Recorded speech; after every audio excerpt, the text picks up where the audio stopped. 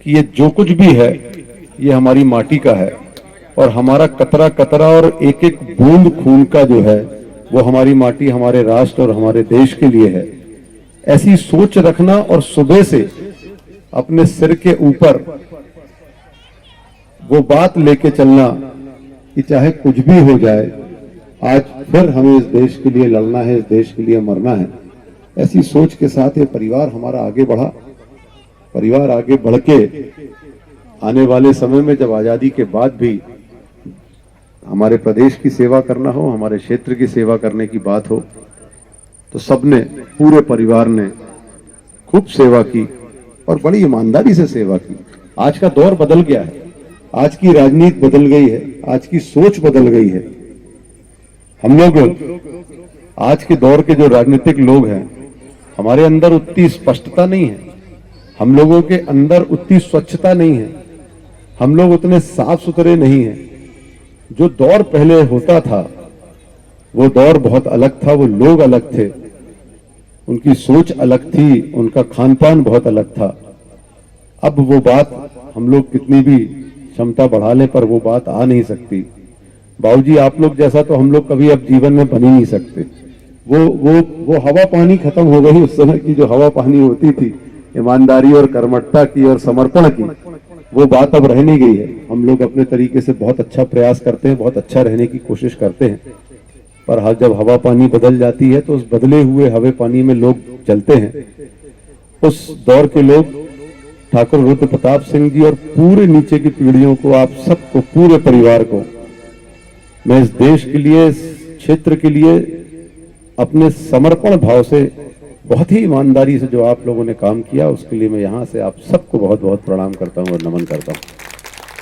परमपिता परमेश्वर से प्रार्थना करता हूं कि इस परिवार ने अपना सब कुछ लगाया है, इस परिवार के ऊपर मां नर्मदा की, भगवान भोलेनाथ की खूब कृपा बनी रहे, यह परिवार निरंतर आगे बढ़े और आगे बढ़ते हुए भावना हर समय यही रहे कि जो हमारे पूर्वजों ने नेकी के कार्य पूरे क्षेत्र में किए हैं, आने वाले समय में भी वैसे ही नेकी के कार्य ये पूरा परिवार पूरे क्षेत्र के लिए करता रहे और हम लोग तन मन धन से हर समय ताकत से पूरे साथ में थे, साथ में हैं और साथ में रहेंगे।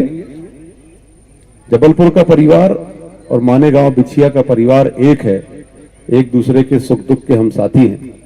कभी भी कहीं भी एक दूसरे के लिए हमें अपना सब कुछ लगाना होगा तो हम लोग लगाने के लिए तैयार हैं।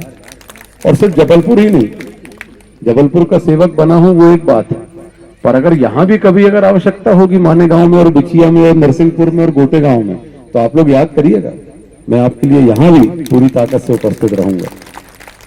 जबलपुर आए तो अगर अज्जू भैया, विक्रम भैया या दीदी लोग ने फोन नहीं भी किया है तो भी आप अगर यहाँ का सिर्फ नाम लीजिए कि हम मानेगांव से आए हैं या बिछिया से आए हैं, और इतना बोल के कुछ भी मुझे काम आधी रात को भी बोलिएगा तो मैं आपके साथ पूरी ताकत से ऐसा खड़ा रहूंगा जैसे इन लोगों का फोन आया हो मेरे पास।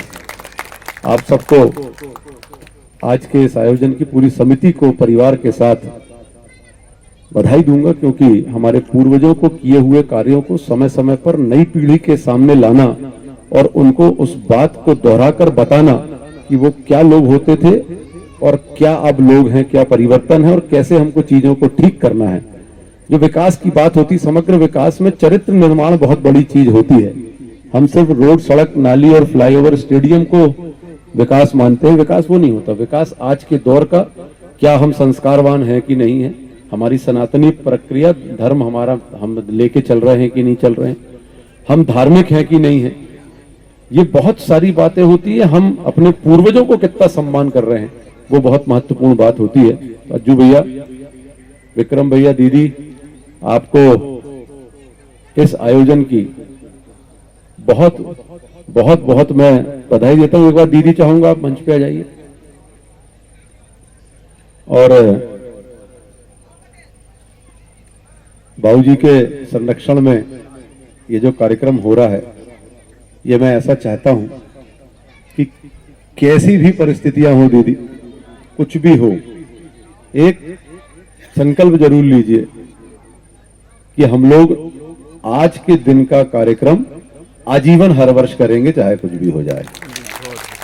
ईश्वर करे कोई तकलीफें ना आए, कोई कठिनाइयां ना आए, हम लोग आगे बढ़ते चले।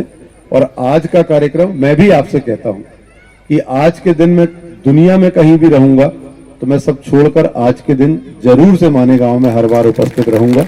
आप सबको आज के इस आयोजन की बहुत बहुत बधाई, ढेर सारी शुभकामनाएं। मेरे मित्र भाई रिंकू टांक जी यहाँ उपस्थित हैं, इनने मेरा एक परिचय बता के मुझे फंसा दिया और लोगों को मेरी बेसुरी आवाज से बोर कर दिया। लेकिन रिंकू भाई का एक परिचय मैं आप देता हूं। जिस मोहल्ले में हम लोग रहते हैं, हम और यामिनी दोनों हम लोग जहां रहते हैं, जहां हमारा परिवार है, वहां के पार्षद हैं ये रिंकू भैया। मतलब इनकी धर्म पत्नी है, मतलब यही है। और लड़ना नहीं चाहते थे, जबरदस्ती लड़वाया हम लोगों ने कि नहीं लड़ना पड़ेगा। हमारे वार्ड की एक खासियत है, 15,000 वोटर हैं सिर्फ, लेकिन 15,000 वोटर वाली इस पार्षद के वार्ड में यामिनी ने तो सबकी जमानत जब्त करा दी थी। हम लोग तो कम वोटों से जीते, लेकिन यामिनी जब लड़ी थी तो सबकी जमानत जब्त हो गई, अकेले यामिनी को सबसे ज्यादा वोट मिली थी। लेकिन वो एक अकेला ऐसा वार्ड है, मेरे को लगता मध्य प्रदेश में होगा, जहां आज तक भारतीय जनता पार्टी का कोई पार्षद चुनाव नहीं जीता। सवाल कांग्रेस भाजपा का नहीं है, सवाल यह है कि बाकी विधानसभा में नहीं जीत पाते, लोकसभा में नहीं जीतते, भारतीय जनता पार्टी जीतती है। वहां भारतीय जनता पार्टी, मैं बता इसलिए रहा हूं कि रिंकू भाई आपने मेरा परिचय बता के गलती करी, तो मैंने भी आपका दुस्साहस किया और आपका परिचय बता दिया। तो ये बहुत अच्छे गायक, बहुत अच्छे व्यक्ति, बहुत अच्छे इंसान, गुजराती परिवार से हैं, बहुत अच्छे इंसान हैं, बहुत खूबसूरत इनकी बहुत अच्छी गायकी है, बड़े दिल से गाते हैं। और जबकि ये पार्षद हैं और कभी आपको ऐसा दिखाएंगे नहीं, ऐसा लगेगा नहीं कि 15,000 वोटरों से ये चुनाव लड़े हैं और ये चुनाव जीते हैं। रिंकू भैया आप आगे की पेशकश, सबको बहुत बहुत बधाई और ढेर सारी शुभकामनाएं। धन्यवाद।